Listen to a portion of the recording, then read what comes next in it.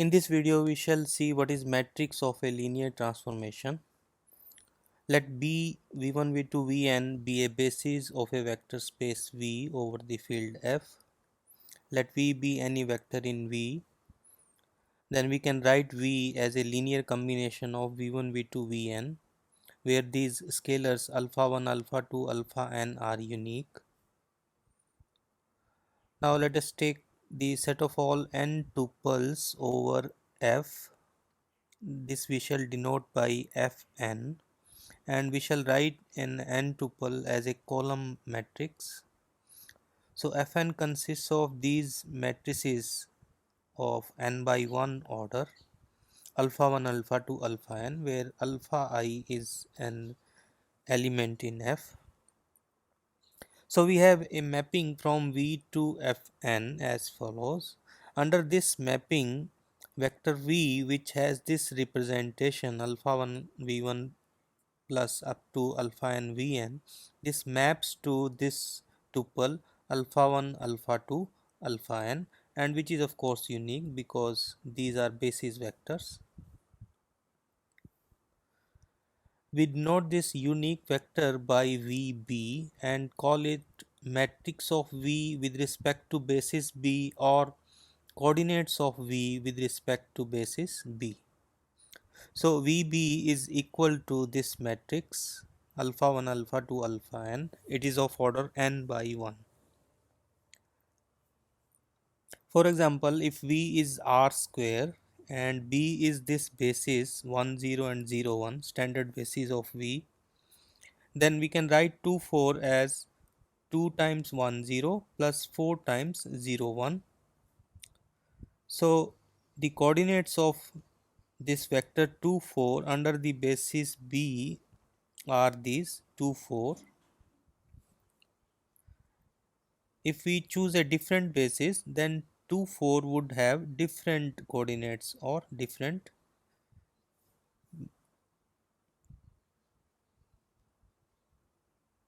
matrix. The mapping psi from V to Fn defined by psi of V equal to matrix of V. It's an isomorphism. We can check addition will be separated, scalar will be come out, and it will be 1, 1 and on 2. So this is an isomorphism. So this vector space V is isomorphic to Fn. Whatever basis we choose, we can find this isomorphism. So every vector space V of dimension n is always isomorphic to Fn. Now let M denote the vector space of all n by n matrices over F. If we have three matrices A, B, C in M, then we know that these conditions are satisfied by the matrices.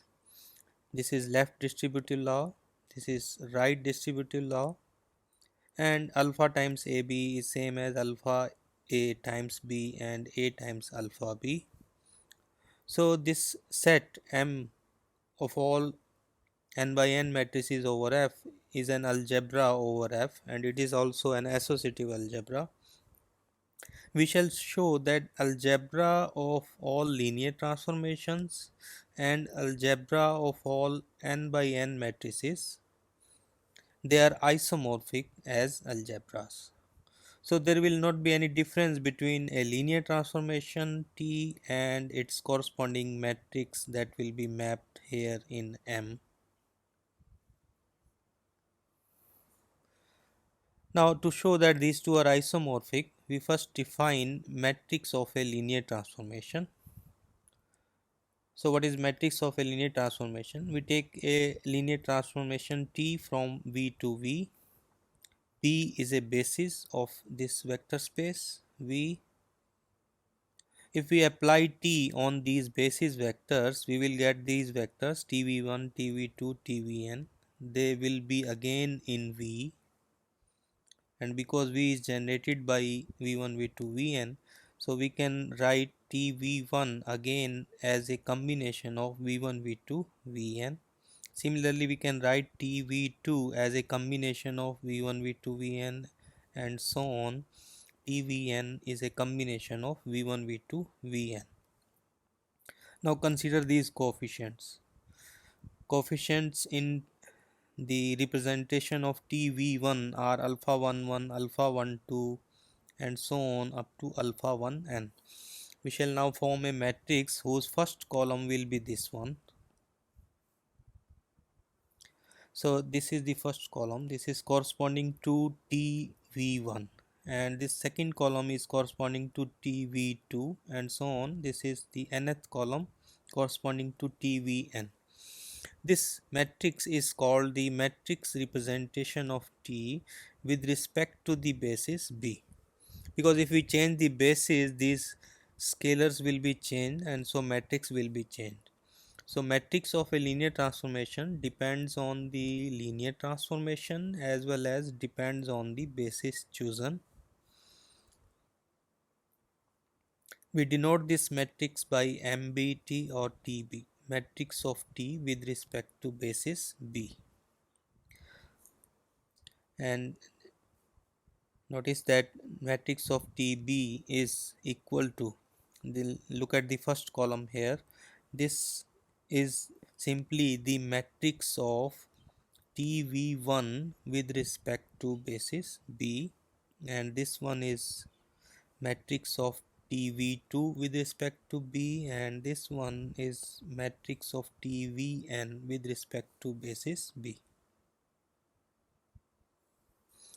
As an example, consider this transformation T from R square to R square. We define T of xy to be equal to 2x plus 3y and 4x minus 5y. Take standard basis E1, E2, that is 1 0 and 0 1, and another basis B 1 2 and 2 5. Now T of 1 0 is 2 4 by definition of T, and T of 0 1 is equal to 3 minus 5. So matrix of T with respect to standard basis is 2 4 and 3 minus 5, and you can just immediately write down the matrix of any linear transformation with respect to standard basis. Look at this, 2 4 and appears here 2 4, 3 minus 5 appears here 3 minus 5. So it is very easy to write down matrix of a linear transformation with respect to standard basis. Now let us take the another basis 1 2 and 2 5. T of 1 2 is 8 minus 6 by definition of T. Now we have to write this 8 minus 6 again as a combination of 1 2 and 2 5. Suppose alpha and beta are coefficients. So we will get alpha plus 2 beta equal to 8 and 2 alpha plus 5 beta equal to minus 6, because you will get alpha plus 2 beta from here. This should be equal to 8. So when you solve these two linear equations, we will get alpha 52 and beta minus 22. So we can write T2. So similarly, T25, if you calculate, you will get that this is equal to 129 times 1 2 minus 55 times 2 5. So matrix of T in this basis B is 52 minus 22 and 129 minus 55. This is exercise for you. V is a vector space generated by three functions sin t, cos t, and e to the power t. So it's a three-dimensional vector space consisting of functions. We have this transformation d from v to v, which is differential operator. That means d of sin t is cos t, d of cos t is minus sin t, and d of et is et. You have to find a basis of, you have to find a matrix of this transformation d in this basis. Now we know that a matrix can be considered as a linear transformation. So consider this matrix A as a linear transformation from R square to R square. Now when we consider matrix as a linear transformation, so we write vectors tuples as column tuples. So we shall write x comma y simply as this xy. So when we apply A on this tuple xy, so we multiply xy by this matrix A and we get this matrix 3x minus 2y, 4x minus 5y.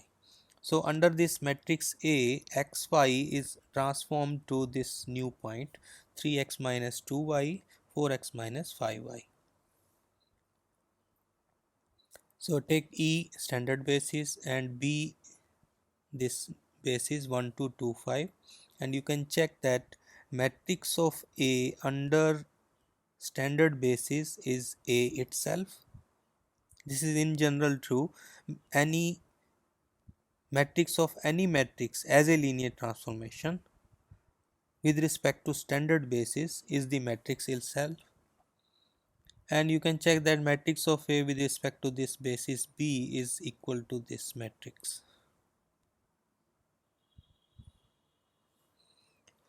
Now we have this theorem.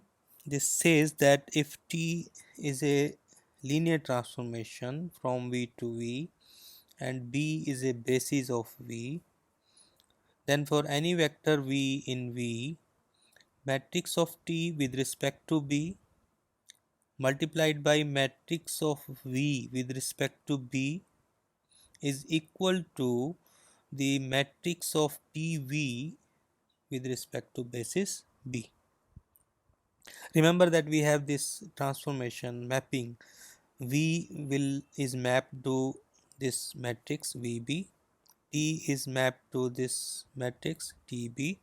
So corresponding to V we have this matrix, corresponding to transformation T we have this matrix.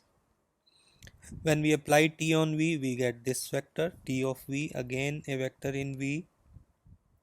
Now what this theorem says that because TV will be mapped to this matrix TVB, this is the matrix of this vector TVB, so this is same as the multiplication of these two matrices. This we have to prove. So we can say that matrix representation preserves the action of T. So let us start proving this theorem. B we consider V1, V2, Vn. For any I between 1 to n, suppose that T of Vi is equal to this one, combination of V1, V2, Vn. We write this in summation form this way: j varies from 1 to n, alpha ij Vj. So matrix of T with respect to basis B will be this one. This is corresponding to T of V1. This is corresponding to T of V2, and this nth column is corresponding to T of Vn. Now suppose V, which is a vector in V, it will be a combination of V1, V2, Vn. So suppose this is equal to K1 V1, K2 V2, Kn Vn in summation form. So matrix of this V with respect to basis B will be this one, K1, K2, Kn. So we have found two matrices now, matrix of T and matrix of V. Now let us find out matrix of T of V. So we apply T on V. V is this one. So when we apply T on this, we get this one. I varies from 1 to n, Ki T of Vi. Now put the value of T of Vi. T of Vi is this one. We can write this full summation this way: J, first summation with respect to J and then with respect to I, Ki, alpha ij and Vj is outside. We can interchange these two. Ki alpha ij is same as alpha ij Ki. So we have written T of V as a combination of basis elements V1, V2, Vn.